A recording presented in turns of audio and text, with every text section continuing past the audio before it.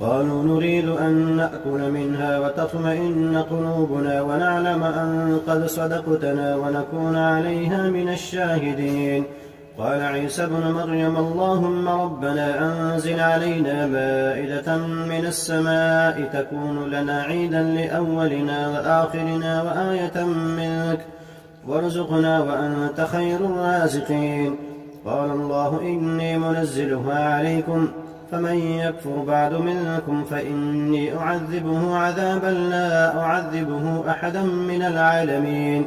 وإذ قال الله يا عيسى ابن مريم أأنت قلت للناس اتخذوني وأمي إلهين من دون الله قال سبحانك ما يكون لي أن أقول ما ليس لي بحق إن كنت قلته فقد علمته تعلم ما في نفسي ولا أعلم ما في نفسك إنك أنت علام الغيوب.